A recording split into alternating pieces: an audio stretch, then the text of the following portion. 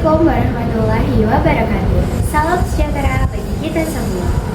Kami dari mahasiswa Universitas 17 Agustus 1945 Surabaya, Fakultas Hukum, Prodi Ilmu Hukum, semester 1, kelompok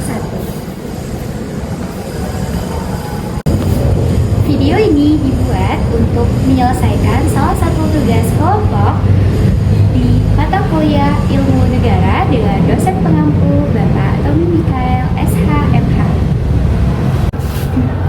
Kami dari kelompok 1 yang terdiri dari 8 anggota yang masing-masing bekerja sama dalam memenuhi tugas dengan judul materi Laïcité Sistem Hukum Prancis. Kelompok kami memiliki 4 poin penting dari materi Laïcité. Yang pertama, kami akan mendefinisikan terkait apa sih laïcité itu. Yang kedua, kami juga akan memaparkan latar belakang terbentuknya laïcité. Yang ketiga, kami akan memberikan penjelasan tentang apa sih kegunaan dari laïcité jika diterapkan di Indonesia.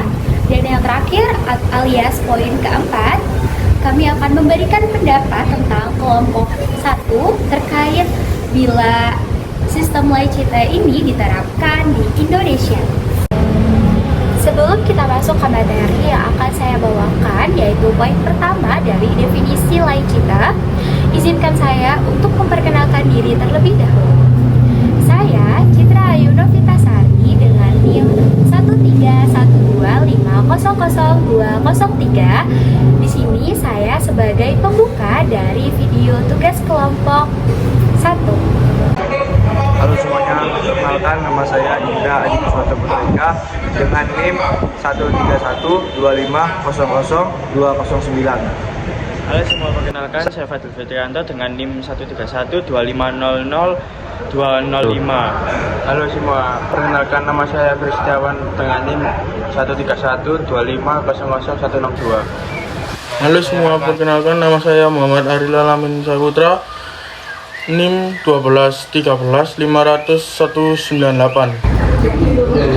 Perkenalkan, nama saya RR Angelina Wijaya dengan NIM 13125000207. Laïcité. Perkenalkan, nama saya adalah Ruli Marsala Putri dengan NIM 13125000202.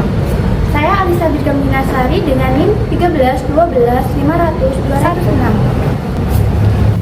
Pada bagian ini saya akan menjelaskan tentang definisi dari laïcité. Apa sih sebenarnya laïcité itu? Laïcité merupakan sistem pemerintahan sekuler yang memisahkan secara tegas antara agama dan juga negara.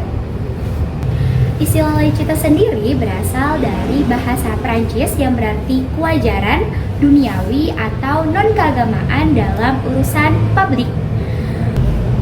Menurut artikel Kompasiana yang berjudul Laïcité, sistem pemerintahan yang memisahkan antara agama dan negara, pantaskah bila ada di Indonesia? Dijelaskan bahwa laïcité muncul sebagai reaksi terhadap konflik panjang antara gereja dan negara di Prancis. Konflik tersebut kemudian melahirkan Undang-Undang tahun 1905 yang menegaskan bahwa negara tidak akan mengakui, membiayai, ataupun mensubsidi agama apapun. Prinsip utama dari laïcité adalah netralisasi negara terhadap agama. Artinya, negara tidak memihak atau memberikan keistimewaan kepada satu agama tertentu. Namun, di sisi lain, kebebasan beragama tetap dijamin selama tidak mengganggu ketertiban umum. Prinsip utama dari laïcité adalah netralitas negara terhadap agama. Artinya, negara tidak memihak atau memberikan keistimewaan kepada satu agama tertentu. Namun, di sisi lain, kebebasan beragama tetap dijamin selama tidak mengganggu ketertiban umum. Dalam penerapannya, laïcité di Prancis terlihat dari pelarangan penggunaan simbol keagamaan yang mencolok di sekolah negeri maupun lembaga pemerintahan. Tujuannya adalah agar ruang publik tetap netral dan tidak didominasi oleh pengaruh agama tertentu, sehingga menciptakan kesetaraan di antara seluruh warga negara. Dengan demikian, laicita dapat dipahami sebagai prinsip yang menempatkan agama pada ranah pribadi dan negara pada ranah publik agar keduanya tidak saling mencampuri urusan masing-masing. Negara tidak boleh mengatur isi kepercayaan seseorang, tetapi juga tidak boleh membiarkan agama tertentu mempengaruhi kebijakan publik. Demikian penjelasan mengenai pengertian laicita secara umum yang telah saya sampaikan sebelumnya. Selanjutnya, pembahasan akan dilanjutkan oleh rekan saya yang akan membahas tentang latar belakang terbentuknya laicite di Prancis. Saya akan menjelaskan tentang sejarah laicite, dasar falsafah sekularisme Prancis. Sejak September lalu, setidaknya ada 3 insiden terkait terorisme di Prancis. 2 orang staf rumah produksi diserang di dekat kantor majalah Charlie Hebdo. Pada akhir September, pada 16 Oktober, seorang guru bernama Samuel Paty dipenggal setelah memperlihatkan kartun Nabi Muhammad di sekolah. Lalu pada 29 Oktober, 3 orang tewas dalam serangan di Nice. Situasi semakin memanas.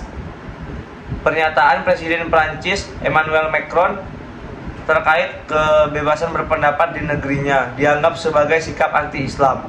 Negara-negara berpenduduk mayoritas Muslim mengecam Macron dan aksi boikot produk-produk Prancis dilakukan di berbagai tempat. Mengutip bbb.com, pada awal Oktober lalu, Presiden Macron mengatakan bahwa sekularisme adalah dasar negara dan separatisme Islam harus ditangani. Sekularisme yang hendak dipertahankan Prancis itu memang telah menjadi dasar falsafah Prancis selama lebih dari 100 tahun. Sekularisme atau yang dalam istilah Prancis disebut laicite memiliki akar yang panjang dalam sejarah Prancis. Terima kasih. Baik, saya akan melanjutkan sejarah laicite Prancis. Tentang revolusi Prancis. Revolusi Prancis pada tahun 1789 sampai 1799 berdampak besar pada sejarah modern Prancis. Monarki runtuh dan rezim kuno gereja yang berperan penting melegitimasi kekuasaan raja digugat. Demokrasi liberal dan sekularisme kemudian tumbuh di negeri yang selalu gaduh dari revolusi ke revolusi ini. Dalam sejarah Prancis, gereja memegang posisi strategis dalam kekuasaan. Para pendeta mendapat hak istimewa, prioritas sosial, menanggung pajak lebih ringan, serta keuntungan-keuntungan terkait kepemilikan tanah. Gereja Katolik Roma juga menguasai urusan keagamaan dan memegang kendali terhadap pendidikan. Gereja berusaha untuk mempertahankan keseragaman agama. Gereja Katolik Roma adalah satu-satunya yang diizinkan mengadakan kebaktian dan menikmati kekuatan penyensoran, tulis Anne Stephens dalam The Government and Politics of France. Namun, periode awal revolusi mulai merontoki hubungan monarki dan gereja. Pada 1790, Civil Constitution of the Clergy melucuti hak istimewa atas kepemilikan tanah gereja. 2 tahun kemudian, 1792, Republik Prancis pertama berdiri dan menandai berakhirnya kekuasaan monarki. Pada ekspansi 1796 sampai 1797, pasukan Prancis yang telah menembus Jerman kemudian memasuki semenanjung Italia dan menduduki Roma. Namun pada 1801, Napoleon Bonaparte menjalin sebuah konkordat atau perjanjian antara pemerintah Prancis dengan Vatikan. Terima kasih. Baik, saya akan melanjutkan sejarah tentang laicite Prancis setelah Revolusi Prancis tentang Konkordat 1801. Konkordat 1801 mengakui Katolik sebagai agama mayoritas penduduk Prancis dan mengesahkan dimulainya kembali ibadat umum. Pemerintah juga kembali membayar para imam dan askop. Meski demikian, gereja harus menerima bahwa tanah-tanah mereka tak bisa kembali. Paus Pius VII dan umat Katolik Prancis menerima itu sebagai harga yang harus dibayar agar ibadah umum dapat kembali dilaksanakan. Banyak mantan revolusioner terkemuka yang keberatan dengan konkordat. Mereka menyalahkan Napoleon karena meninggalkan kemenangan revolusi yang diraih dengan susah payah. Atas apa yang mereka lihat sebagai takhayul kuno, tulis Jeremy D. Popkin dalam A History of Modern France. Monarki yang pulih pada 1815 memang tidak mencabut konkordat, tapi revolusi 1830 mengaitkan gereja dengan ide-ide politik reaksioner, sementara pada revolusi 1948 pemerintah kekaisaran kedua mendukung gereja. Pada akhir abad ke-19, gereja secara jelas diidentifikasikan dengan kekuatan kaum kanan reaksioner dan kaum konservatif yang mendambakan kembali masyarakat hierarkis yang teratur. Sekian dari saya, terima kasih. Kita akan menjelaskan tentang pemisahan gereja dan negara. Sikap gereja kemudian dianggap bertentangan dengan prinsip revolusioner hukum republikan. Pada 1902, Prancis dipimpin oleh Émile Combes, seorang republikan anti-klerikal militan. Pemerintahan Combes memutuskan hubungan dengan Vatikan pada 1904. Setahun kemudian, majelis membatalkan Kongrat 1801 yang telah mengatur hubungan gereja dan negara sejak zaman Napoleon. Hukum pemisahan gereja dan negara ini disebut Le Congrès la séparation de l'Église et de l'État. Secara formal, negara tidak lagi mengakui agama apapun, tidak mensubsidi gereja, dan tidak membayar pendeta atau imam dari agama apapun. Dalam perjalanannya, Prancis mengalami berbagai tantangan dalam penerapan hukum ini. Sepanjang abad ke-20, keberagaman Prancis bertambah dengan masuknya banyak pendatang, termasuk dalam pendatang itu mereka yang memiliki identitas agama yang sebelumnya tidak diatur maupun dipertimbangkan dalam hukum 1905. Menurut Stephen M. Davis dalam Reise of French Laicite, Prancis yang heterogen dapat menerima beragam identitas itu dapat dilihat misalnya dari pengakuan penguburan menurut agama hingga makanan konser dan halal yang disajikan di angkatan bersenjata. Lebih dari 100 tahun berlalu dan hukum 1905 terus berada di tempat fundamental dalam hukum publik Prancis. Abad ke-21 juga memunculkan dinamika sendiri. Kini tantangan bergeser dari perlawanan terhadap pengaruh gereja dan separatisme agama seperti dikatakan Macron. 207. Laicite merupakan prinsip sekularisme yang berasal dari Prancis yang menekankan pemisahan antara agama dan negara. Prinsip ini memiliki peranan penting dalam menjaga netralitas negara terhadap semua agama, serta menjamin kebebasan beragama bagi setiap individu. Kegunaan yang pertama, menjamin kebebasan beragama dan berpikir. Laicite memastikan bahwa setiap individu bebas untuk memeluk, mengamalkan, atau tidak memeluk agama apapun tanpa tekanan dari negara. Ini menciptakan ruang kebebasan pribadi dalam hal keyakinan. Yang kedua, menciptakan ruang publik yang netral. Negara yang menganut prinsip laicite tidak memihak atau mendukung agama tertentu.